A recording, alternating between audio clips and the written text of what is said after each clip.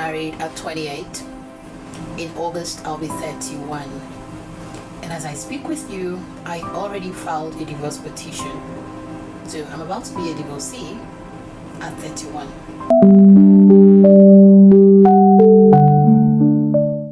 Now hold on, before you come running to my page and leaving unsolicited advice and sermons under my post, I need to let you know that whatever the hell I went through was my problem.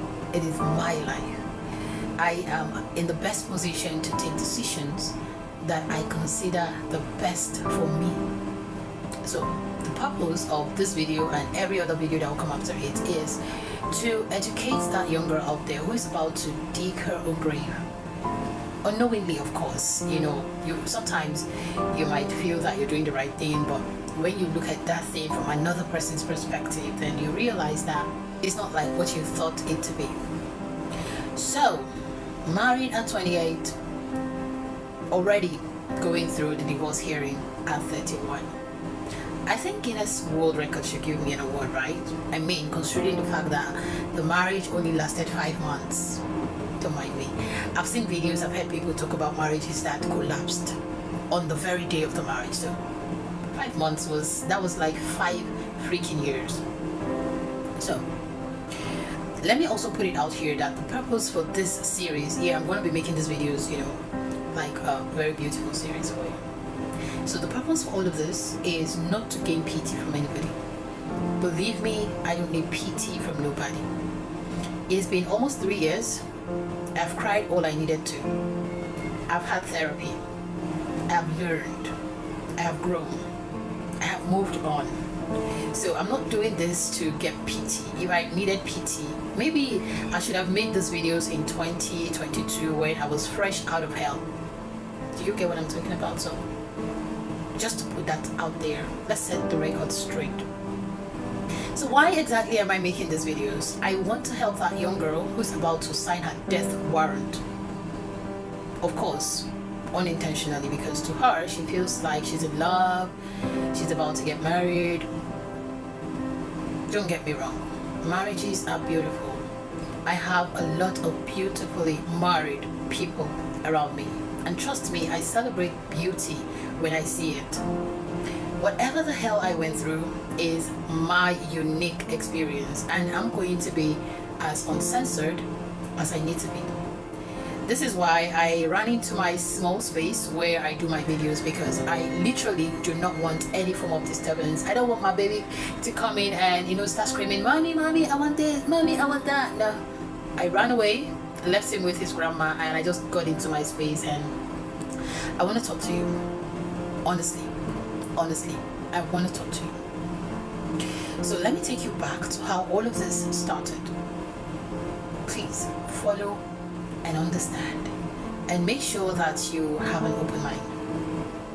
In 2016, a few years after I lost my dad, I came to the realization that I needed to make my own money. I needed to carve my own path. It was clear because I had no uncles or aunties who were willing to help. If I needed to get shit done, I have to make the money for my things to be done. Yeah, my mom was there. She was toiling, trying to ensure that we had the basic necessities. We had food, we had water, we had clothes, we had shelter, we had education, we had healthcare. She made sure we had all of those. But I had school up to grade 12, secondary education. So from then onwards, if I needed to continue education, if I needed to continue schooling, if I needed to go to the university, then I need to sponsor myself. I didn't wait for my mom to call me and, tell me that. That conversation would have been very awkward because she would have been crying, I would have been crying. So I just knew that, okay, this woman has tried. Help yourself from here. There was nothing I did not do. There was no type of job I didn't do. I had worked at a construction site carrying bricks on my head. I had sold clothes, worked as a house help. did a lot of things. The only thing I did not do was to still get into hookup or, I didn't do all of those things. I got my hands dirty to get money. What do they say again? There is dignity in labor. So you see the labor part, I had an overdose of it. I did all of those things. Then my mom actually paid for me to be an apprentice to a hairstylist. I went, I learned how to make hair, braid hair and all of those things. I'm really grateful that I went for that training because it gave me another perspective. It made me understand that, there are lots of things you can do. Even if after the training, there was no money for me to actually practice what I had learned. Do you understand? There was no money for me to actually set up my own hair salon, but at least I used it on the female folks in my house. I would make their hair the best way I could, and that saved us a lot of money, So, long story short, I finally landed a job at a school after I had worked in different other schools. There was a school I worked in one time, and up till today, as I speak with you, the owner of that school owed me for 3 months, refused to pay. He kept saying that the bank this, the bank that, network this, network that. And what was I at that time? 18, 19, or maybe 17?